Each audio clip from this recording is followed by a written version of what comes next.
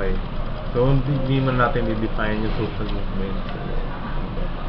Okay, so yung Kapit Bisig para sa Ilog Pasig, isa siyang multi-sectoral project na inumpisahan ng ABS-CBN Foundation. So, sorry, English class ba to? So, dapat English ano? Okay, so Kapit Bisig para sa Ilog Pasig is a multi-sectoral project spearheaded by ABS-CBN Foundation. So, when I say multi-sectoral, we have different partner agencies involved. So, we partnered with the Pasig River Rehabilitation Commission, that's under Department of Environment and Natural Resources. We also get support from the MMDA, Metropolitan Development Authority. We also get support from the Department of Public Works and Highways, National Housing Authority, and different LGUs that at least cover the rehabilitation of esteros. So, the main objective of this project is to rehabilitate or clean up waterways that flow or discharge into the Pasig River and Pasig River itself. So, we started the project in 2009, and we tried out this rehabilitation project in Cerro de Paco. So, it's our pilot project just to test, to do an experiment. This project is worth doing. So,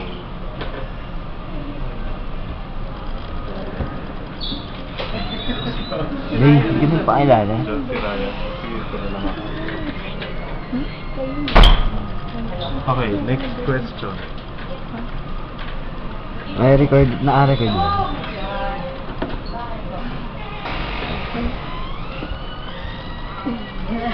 How did you organize the project? Sorry?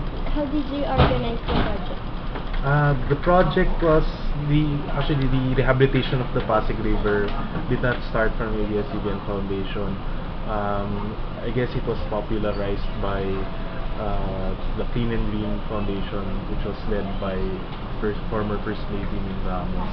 And I think one of the successful fundraising projects or programs that she had was the Piso para sa Ilog Pasig. So, it generated funds to at least clean up, more or less relocate informal settlers along the Pasig River, the main river. And in 2008, she decided to turn over the project to Ms. Gina Lopez, the managing director of the foundation, and continue what she has done for our main river. And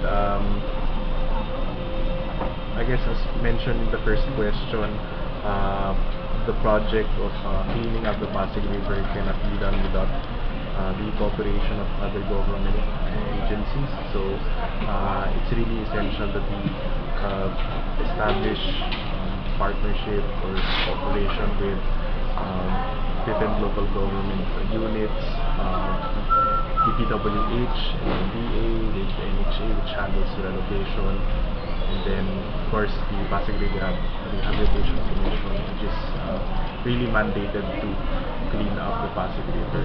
And this partnership, I think it's really based on the Supreme Court ruling. In 2004, the Supreme Court had, you should research on that, I'm not sure about the date, but the Supreme Court ruled that the government should clean up our esteros, our waterways, Pasig River, Manila Bay, and Laguna Bay, since we are actually depriving residents, our citizens, of a clean environment. They made this ruling asking these different agencies to rehabilitate. I forgot to mention the importance of water utilities. So we have the support of our water concessionaires, Maynilad and Manila Water. So their job or responsibility is to treat the wastewater that comes out from our houses and households. Bulk of the waste or pollution that discharge into our waterways come from our households. So that's about 85%. So without treating or catching wastewater, our efforts in cleaning up will be being done. So, what and how much change do you want for the Pasig River? Actually, for this, we are aligned with what the objective or the mission vision of the Pasig River Habitation Commission. They are targeting to at least halve the pollution levels of the Pasig River in its waterways. Before, I think it was indicated under Department Administrative Order 34 or 35. Waterways or rivers should be classified as Class C. So Pasig River right now is at Class D. So Class C means it's a water that can be used for recreational purposes, but not really pursuing boats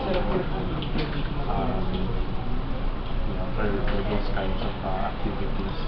And I guess in our lifetime it will be difficult to work on that, but well, I guess we can work on halving the pollution levels in the Pasig River. In what way can you fulfill your goals for the river?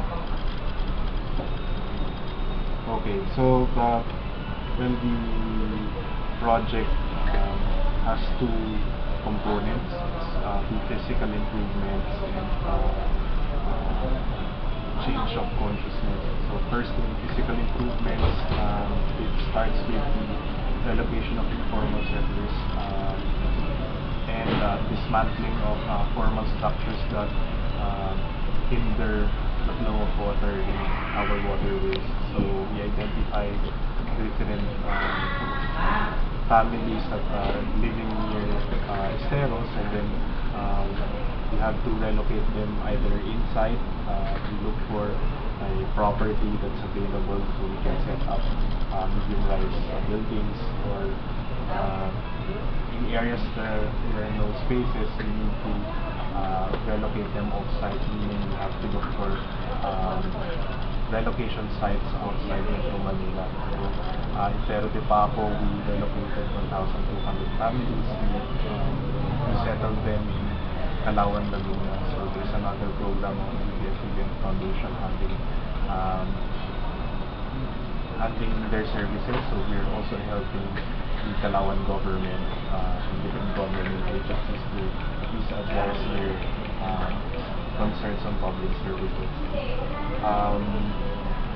After the reallocation, we worked with MMDA and PWH to recover the easements. By law, Estero should have at least a 3-meter buffer zone between their easements on both sides. For rivers, it's 10 meters. So, we need to recover that, so at least we have a buffer space or zone for walkways, or we can use that for in case of flooding, because of provide safety for our residents.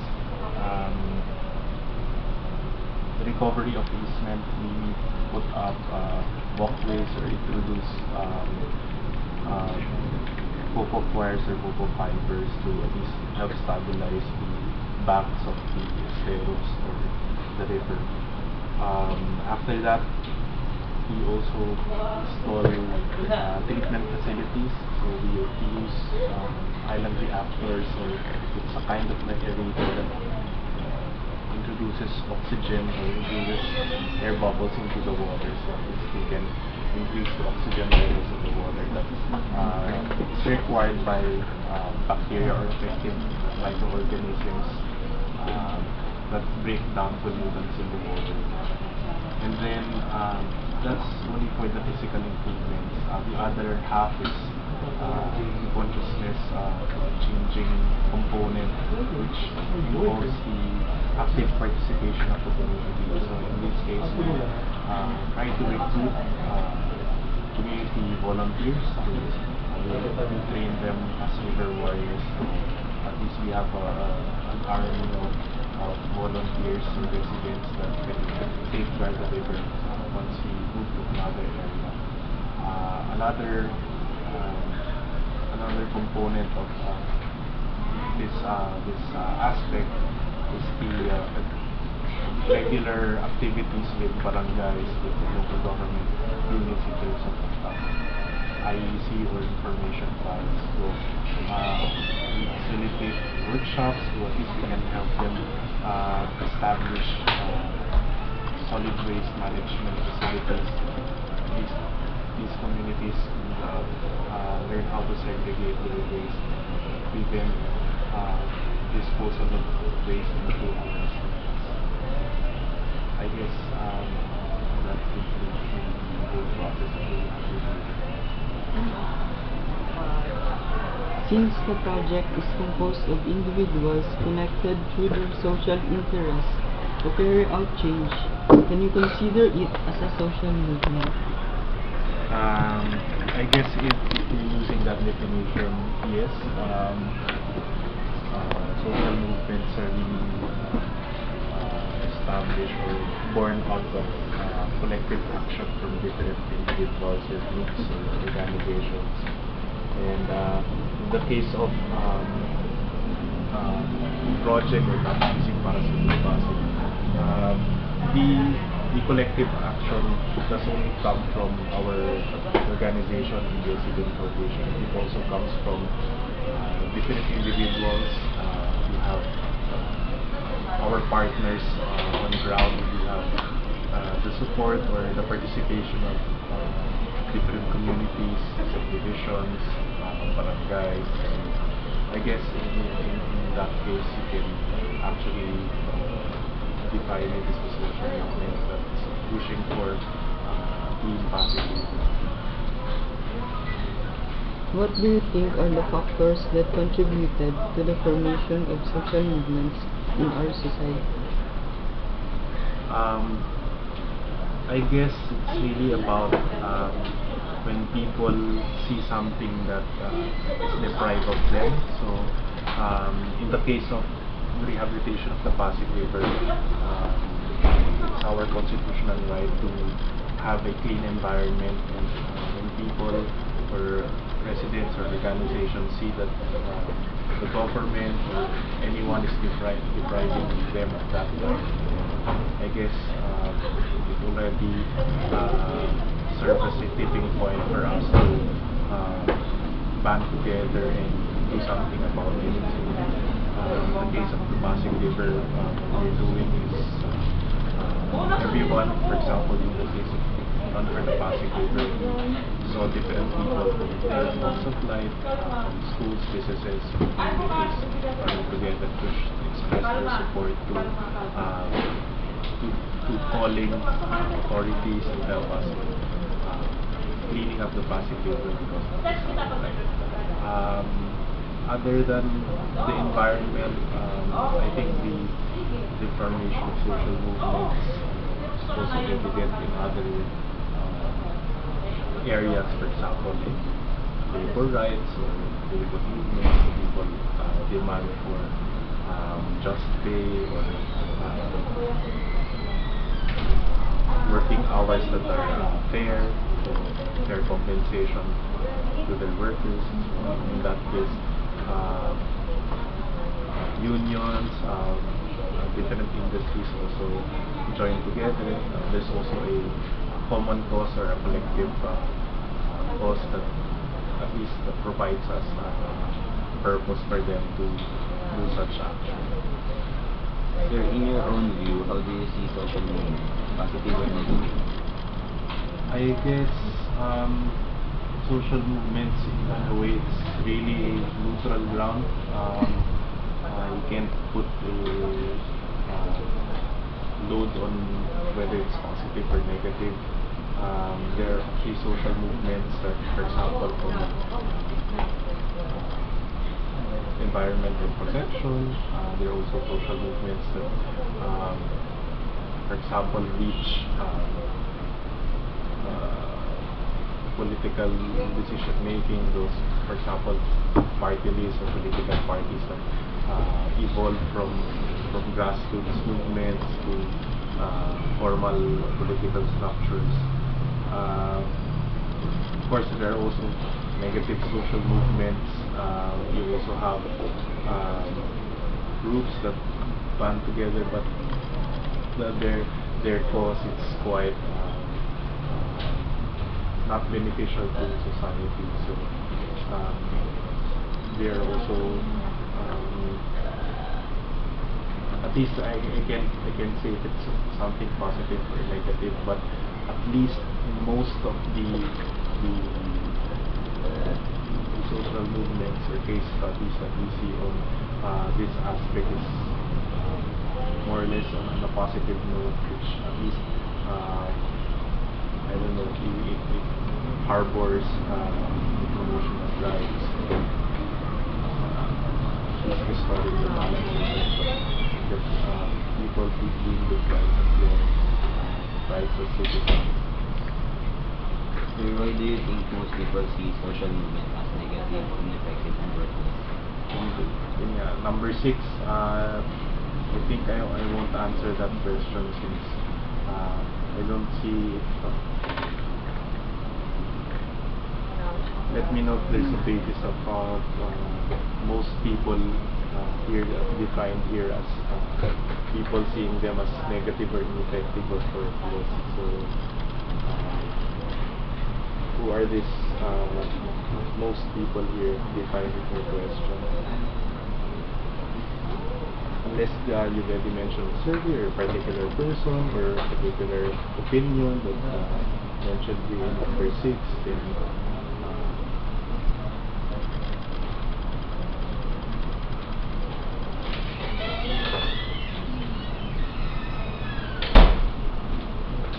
then in that case, I can just move to question 7 and just skip number 6.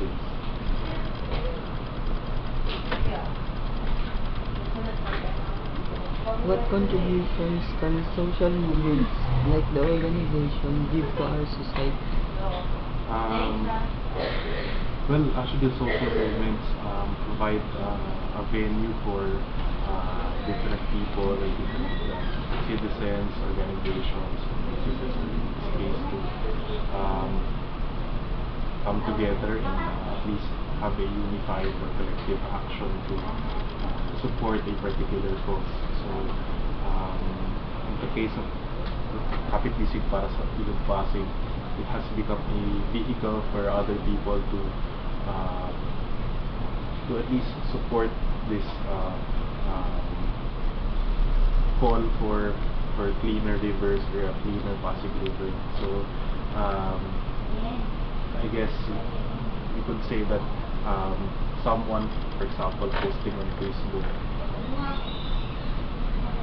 it's posting a rant about how ineffective governments are in terms of cleaning of the Pasig River. But by collecting or consolidating these emotions or consolidating these concerns of different people or different organizations, then we create a unified group or unified movement that can have a bigger voice in terms of promoting a cause or advocacy.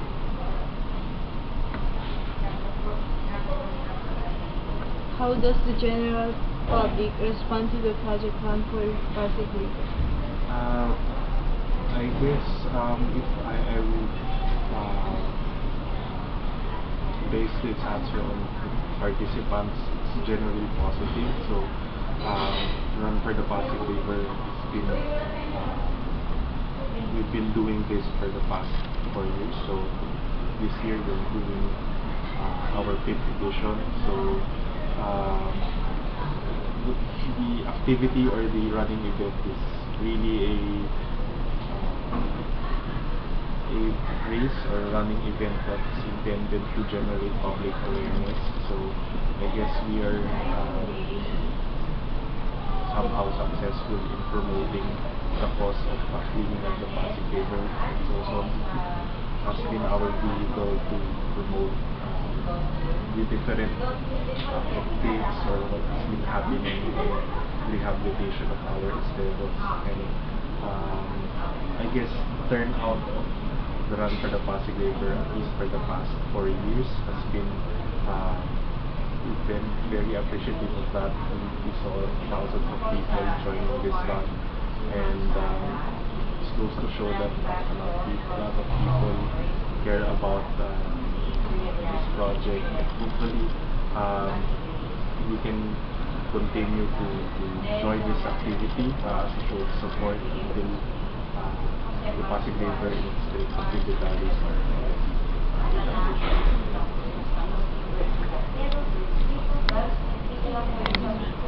Okay.